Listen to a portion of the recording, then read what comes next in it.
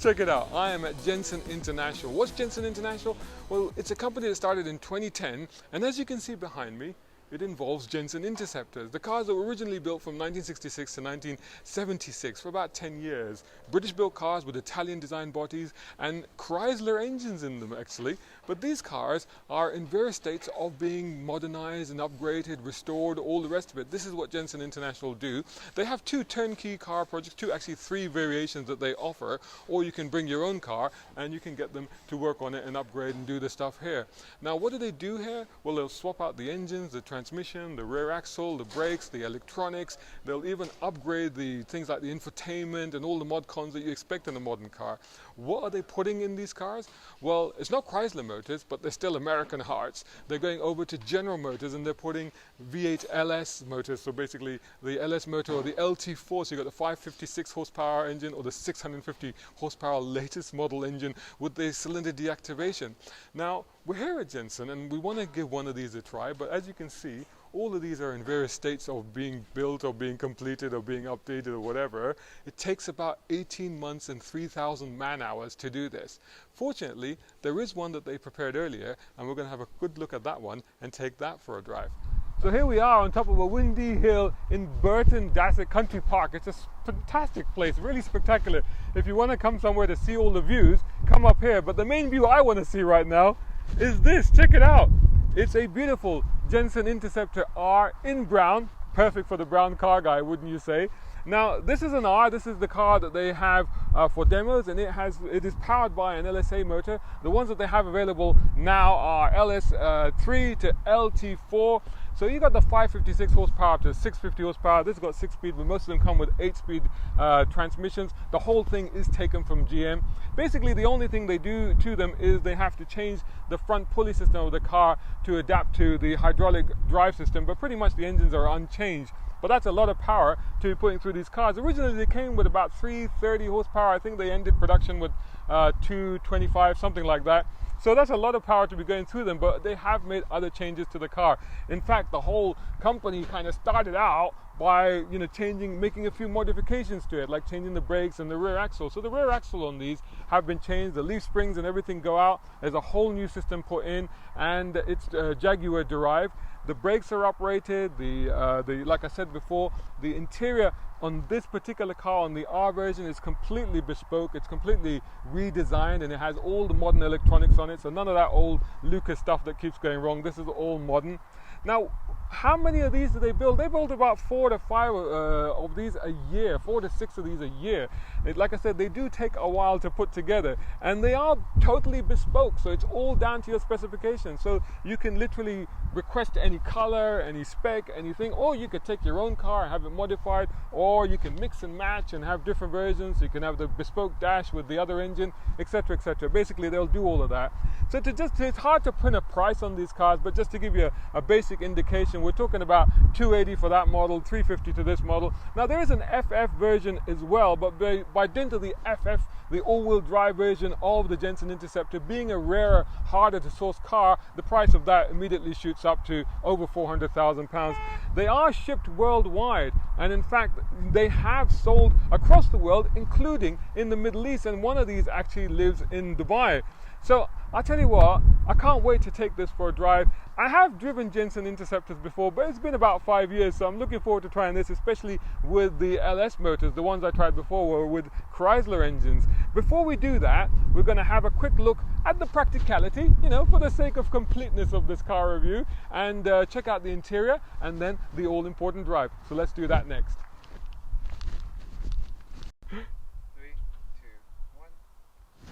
Now, the actual way to open the boot is that there's a little latch in the driver's door. So you have to first of all open the door, get the latch, open that. Once you've done that, it loosens up like this, and then you simply lift it up. So it's a nice big glass. Now, I did ask him about parts and stuff for these cars, and they said most things are available. It's not really a problem. Normally, it's the smaller stuff that's difficult to source. Because I was wondering about this glass, but for example, because it's quite a unique shape, but they say they can source that. Things like the AC compressor units and stuff like that are a little bit more difficult, but I suppose you can swap them out. So this boot, okay, there's a bit of a lip to get stuff over, but actually It's quite cavernous. I mean, it's like old cars. I mean, old cars like this were meant for touring. So in terms of that, that's proper two, you know, traveling trunks, as they would have called them back in the day, could easily fit in there. By today's standards, about 4 roll-ons would get into there, no problem at all. And you could actually reach for them from the rear seats. Not that I'm going to try sitting in those rear seats. They do look nice and comfy, but I'm not sure that my 6'2" frame with long legs would fit in there. But you can consider them as an extension of the luggage compartment. What I will do, of course, is get in the front and show you the bespoke dashboard and electronics in this car.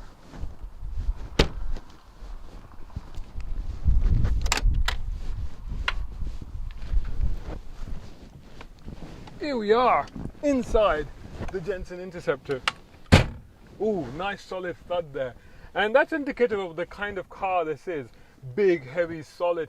I saw the chassis earlier in the workshop and had this big tubular frame to it, and you go, wow, that is a serious piece of kit. And it makes sense why you can so easily modify these cars and put so much more power through them, because you're not going to get the flex that you might get in some other cars of this era, if you like. So here we are inside the Jensen Interceptor. You know, it's been 5 years since I've been in one of these. I have driven some before, but this one is different from what I remember, because this one has this bespoke dashboard that is designed by Jensen International. And they do this in order to add some extra facilities and extra features to the car.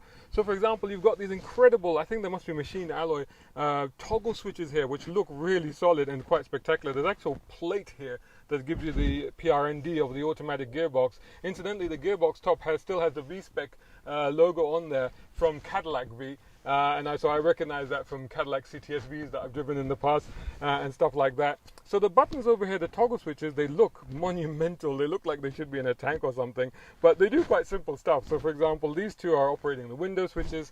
That's the light switch, so you get the main and the side. It's interesting because you'd expect the light switch to be here or on the stalks, but actually it's down here. You got the hazard switch, and you got the fuel cap release opener button there as well. Then the other one you got here basically controls the climate control AC system, if you like. And from here you can operate the temperature, the fan, demist, front and rear. So it's got full demist. So you can turn that on. You get into a classic car and maybe the windows are fogged up, and you can turn that on. So which is quite good for a classic or Restomod in this case. You've got AC, recirculation, screen, and floor, so the heat can be directed in either direction. Here you've got a Pioneer screen, so you've got your infotainment there. That's the only digital screen that you'll find in here. Up here you've got some quite traditional dials. Before I mention that, I've got to mention this big red starter button there. So that's quite dramatic and quite theatrical, which is really what you want in an old school car like this, to give it that evocative feelings and sensation, right? It's flanked by these two fantastic rotary vents here, which have a very nice movement about them. And again, very period correct feeling. Talking of period correct, check out the brown leather in here and this, you know, crisscross batten on here. Suits me, don't you think, the brown leather? I mean, I am wearing a jacket as well to suit it. You've got your fuel gauge there. You show your oil temperature display, your water temperature display, and this is just a clock. In front of you, again, you have quite traditional dials. Behind this, really quite evocative, thin-rimmed but and quite large-size Moto-liter wheel. No airbag, but you know, it just looks so beautiful, and it's a lovely thing to hold. And the two dials here, basically, you've got the speed calibrated in miles per hour in big numbers, but also kilometers per hour, and you've got your revs. You've also got two indicator lights and a high beam thing. These buttons here operate electric wing mirrors, which is quite cool. And of course, like I said, the windows are also electric. And you have a stereo in here, and over there you have the lock for that side. And again, talking about the rear seats, as I mentioned earlier, I'm not going to attempt to get into those, but I suppose for smaller adults or maybe for children, they could pass for shorter journeys. And talking of shorter journeys, I think it's time to take this for a short drive, don't you? So here we go, we're inside the car, ready to go. I have got Darren with me, who's just going to guide me and advise me, and he's already given me, because I thought you just had to press the starter button. Of course, it's not keyless start. There's an actual ignition key in here. All right. Right, so we'll turn it first. That's it. Red lights come on. Press the start button. Press the start button. Here we go.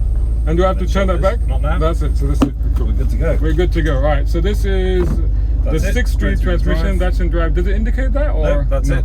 That's not. And this is also a tip shift, so you go this Correct. way, and that's semi-automatic if you like. Yeah, cool. And we have power assistance. We do. That's pretty cool. So that's actually really easy to turn, no problem at all. And do we have AC? We have air conditioning, yes. And that is on gently at the moment. Excellent, excellent. So we are in a country park at the moment, so we just have to be a bit mindful of people walking around and sheep and goats and stuff like that. So tell me, whilst we are negotiating our way out of this place, tell me about the lengths and the efforts you've gone to in updating this car to meet the requirements of a modern owner.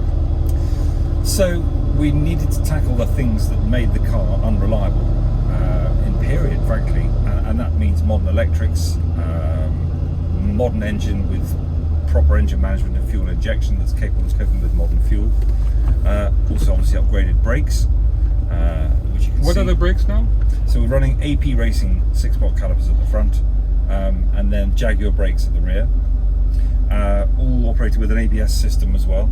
So modern convenience of having anti-lock brakes. Nice to have in the wet. You should be clear. Go on. We're just push past.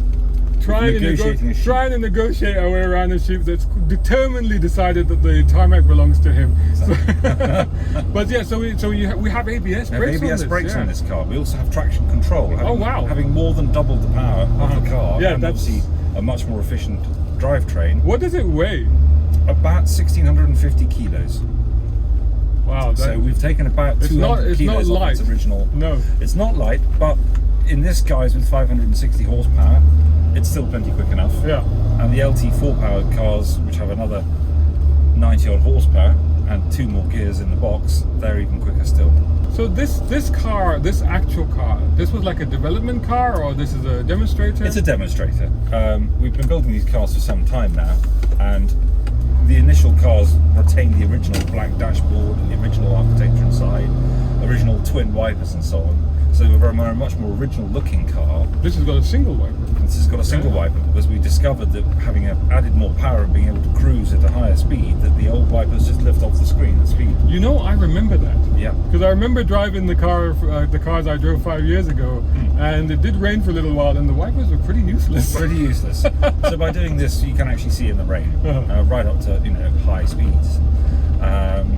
By putting modern air conditioning in, you get to keep cool. By putting a modern cooling system into the car, the engine stays cool even in traffic. Electric seats is something we've added to these. Little mod cons like that, just to make life just that little bit more bearable. The modern audio system with Bluetooth, again, you can choose what system you have. That's amazing, isn't it? To have Bluetooth and all of that stuff in the car. Yeah, and sat-nav all built One thing, since we're on a little bit of a bumpy road here, one thing I wanted to ask you, because we were looking at the workshop and there was some extensive work you were doing on the back of the car. Right. So how has that contributed? Is the ride significantly upgraded from how it used to be? Absolutely. So everyone will know that the Jaguar independent rear suspension, which I suppose started in the E-Type and went right through XJS and Series 3 and so on, it was class leading and is still an excellent system, and it's a derivation of that we've got in the back of this car, obviously bespoke to suit the car, and it's made the ride much more supple, much more comfortable, more planted on the road. It handles better, drives better, is altogether a superior setup. And at the front. But what about the work that you've done? Because you were welding in extra plates and stuff. I mean, it's significant. It's a lot of work. Yes, very carefully done to keep it as original as possible. But what a difference it makes to the car. It's worth it. It's worth it. And does it enhance the rigidity of the car, or it just adds to it, or it just doesn't detract from it? Well, actually, it does enhance the rigidity of the car, because whilst these ran the huge 2 tubes through the bottom of the car for the chassis from the original CV8 tub, the original live rear axle was hung on leaf springs, which were mounted in part on the boot floor. So by mounting the independent suspension forward of that and tying it into the axle tubes, you actually do get a stiffer, more rigid structure. I mean, it feels really solid just in the short distance that we've done. Right. And it feels absolutely solid. The ride actually is very nice. There's a little bit of rattle, but it's not unsurprising given the architecture is still of an older car. But the ride itself is quite pliant and quite, very comfortable, in fact. Yeah. This is a classic car that has been modernised for real use. You can really drive this car. And it's hydraulic power steering. Hydraulic power steering. Yeah, the steering feels very light. There's a little bit of play in it, not too much, but it kind of waitens up just off the center, so that's kind of good. And so far, tracking quite true. I mean, we're not talking sports car levels of sharpness here, No. but more sort of grand touring levels of being able to guide it nicely along a road like this, right? This is a grand tourer. That's very much the idea. 2,400 revs is 90 miles an hour, and it'll do that all day long. It's a grand tourer for long distances, but it's still a very capable car. Don't be fooled. It is still quite an impressive thing on a track. I've seen that.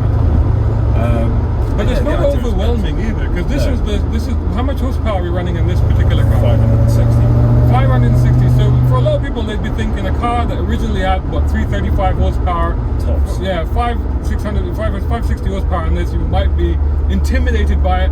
I'm here to tell you, no, not really, because actually the delivery is very linear. It's very moderated. It's not something that's suddenly there. It's like you have to go hunting for it. In fact, right? Yeah. Well, that's the fantastic thing about these big American V8s is that they can just be treated as waffly engines and just waffle along quietly and be treated very gently. They're docile and easy to use in all conditions. But if you do want to make good progress and get past something, you really can. It's a bit like having a very high-powered hi-fi. Yeah. You don't have a very high-powered hi-fi to listen to it at maximum volume all the time, but it's very easily dealing with everything at everyday levels. So it feels quite stable as well. I mean, like I say, a little bit. I mean, with older cars, you're never quite sure where you are with them sometimes. But this feels like a modern car in the fact that it's tracking pretty straight. Nobody behind me, so I'm just going to try the brakes. So quite a bit of travel pedal there. Initially, not much bite, but then you get further down, then you start to feel the pedal starting to bite.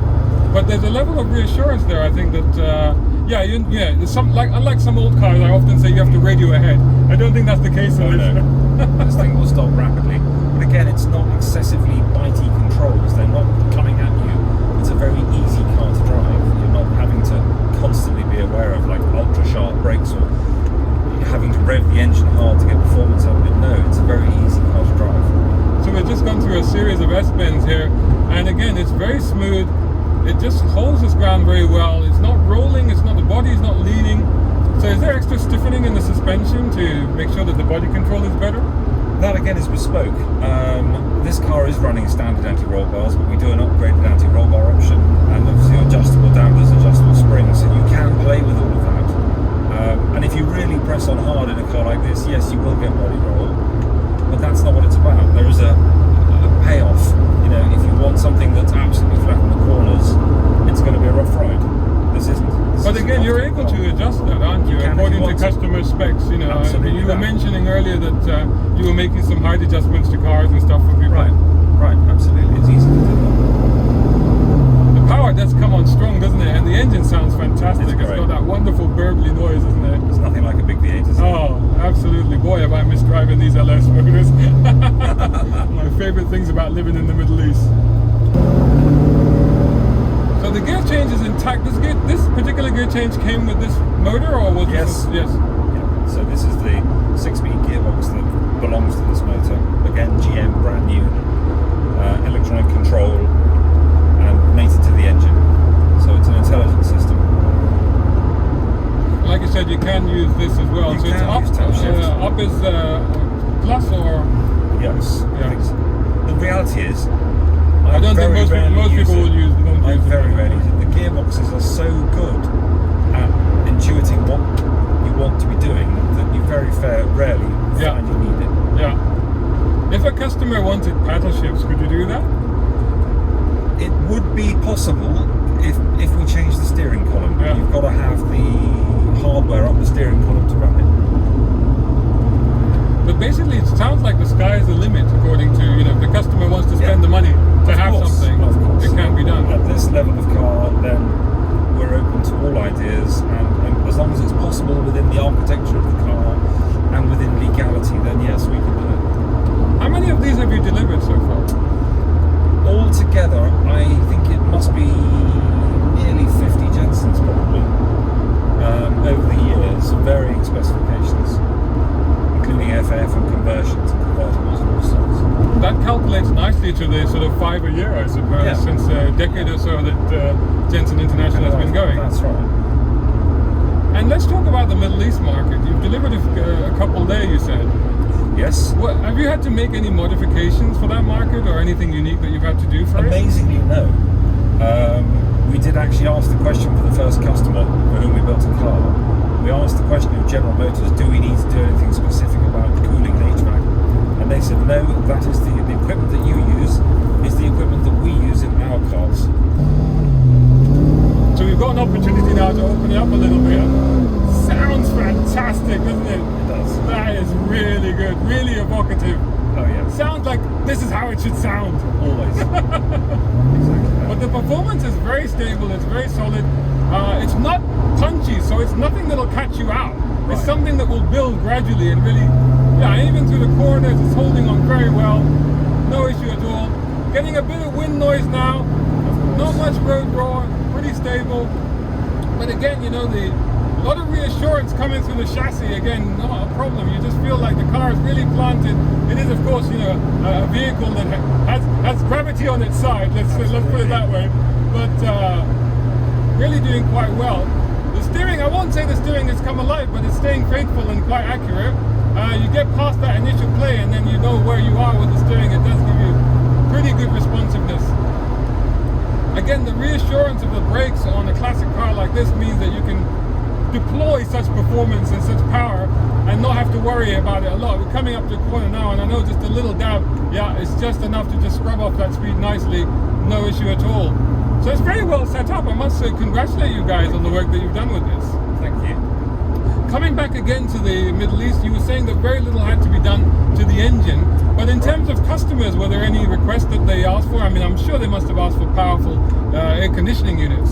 So the first car we delivered out to Dubai went out pretty much exactly the same as the cars we're delivering in the UK, and it's in regular daily use out there, complete with the existing aircon system. The other two cars that we delivered to another customer had quite a lot more bespoke specification on them. All sorts of things, reversing cameras, parking sensors, airbags, all manner of things. Oh, you had airbags on that one? Yes, on that. Okay, so we can have an airbag on this as well? Not in this country. All right. We wouldn't do it here. But it was a bespoke specification that suited the... Is that legislation for all the cars? Suited the legislation at the time. So again, really beginning to enjoy this car and finding a lot of confidence in the way that it behaves and the way that it responds to the inputs. It is really kind of an everyday car, isn't it? That's the whole idea. Yeah. Exactly that. You can really use these all the time. The number of miles I do in these in a year is impressive, and they just work. Well, it's interesting. You were telling me earlier that you put at least 500 miles of testing on every car before it goes out to a customer. Always, absolutely. And what is that for? What are you looking for? So all cars are obviously hand-built in our premises, and we like to put plenty of miles on them to just snag test everything that we've done. Because the car has been down to a bare shell, you need to make sure that everything is right and set up correctly, all the electronics are set up right, and also then by doing that number of miles you can often give the car its first oil change before it goes out. Right. So the owner then doesn't have to break it in, so to speak. Yeah. Wow, tremendous. I mean, what an absolute joy. And do you think that this is a growing trend? I mean, I'm always been in favor of Restomods I mean, let's you know, off tangent conversations, but I'm far more in favor of Restomods than I am of electrification of classic cars. Let's put it that way. Okay, I get that. But do you think that this is a growing trend amongst modern people that want to own something that looks and feels like a classic car? I think so. I think there's no question that the way modern traffic behaves now, the security and safety of knowing that you have brakes, tyres, traction that works in modern traffic, reliability, aircon that works, we're so used to it now. I think it's become ever more important, and the less usable cars will become more ornamental, whereas these will continue to be used. Now, I know you guys also work on the Range Rover, and perhaps maybe we will feature that in future as well. Are there any other products or brands or nameplates that you might take on in future? Well, we're always looking for things. We have done one Jaguar XJC. That was a fantastic car. Wow, the two-door. The two-door. Oh, yeah. wow. That's a really cool thing. Yeah. I'm just going to punch it here because we've got a bit of space.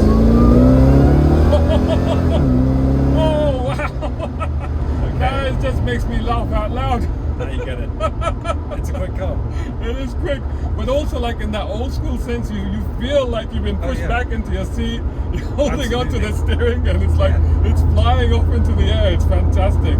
But yeah, really, really, really good. So coming back to the XJC, that's really interesting. I love those things. Yes, it was a lovely, lovely thing we did for a customer who I think thoroughly enjoys it. We'd love to do more of those. We've been dabbling with 911s a little bit. Of course, that's a very well catered for market. Yeah. So I don't know how much we can do there, but we will be looking for anything else that we can do. Our main USP really is the re-engineering and the modernisation. There are some cars you can't do it to. You would not do this to an Aston DB5. Yeah. That would be wrong, wouldn't it? Let's face it. So that limits us. Well, I think it's limited by the number of cars that existed. You know, for sure. When the cars are rare, then you kind of feel hesitant to do something to it. But like you told me, there was 6,500 of these built. There's still around 800 in the country. You were saying. So there's a sufficient number where some people can set aside the original cars and others can have a play like this, right? So it's not so much I think about the rarity of the cars though, it's about what's fundamental to them. You would not take an Aston Martin engine out to put a V8 in, but these cars had a crate American V8 in the first place. That's true. So why not? It does no harm to the car. In fact, just enhances it. And with the Range Rover, we think the same. The Rover V8 is a lovely old engine, but it's really overwhelmed in that car. And by updating it with independent suspension all round on that as well, just totally re-engineering that chassis, you get so much better a car out of it. Well, I gotta say, you've done a great job re-engineering this chassis. Thank you. And I'm certainly grateful for having had this opportunity to sample this incredible performance and this fantastic setup that you've done with this car. So once again, congratulations on the work you've done with this car. I hope you guys enjoyed that review. I'd love to hear your comments about vehicles like, not only this one, but vehicles like this, Restomods. Do you want to see more of them? Should there be more of them? Do you want to see me review more of them? Let me know in the comments about below and elsewhere. Meanwhile, I just want to say thanks to Darren, and I'll catch you all in the next video. Thank you very much. So, you want something sleek and glamorous? And then check out the Jaguar E-Type featured in our launch issue, alongside many other features such as buying guides, owner's tips, and even how to buy your own first classic car. Go Classics is about the cars that you relate to, the cars that you've dreamed of, and the cars that you can own, run, and enjoy. At Go Classics, we'll tell you how. Go Classics is the most exciting car magazine on the shelves today, and it's out now. And you can get one by heading over to goclassics.co.uk, where you can find some of our fantastic limited time subscription offers. forget about the boring, the pompous, the self-important. If you want something new, Go Classics!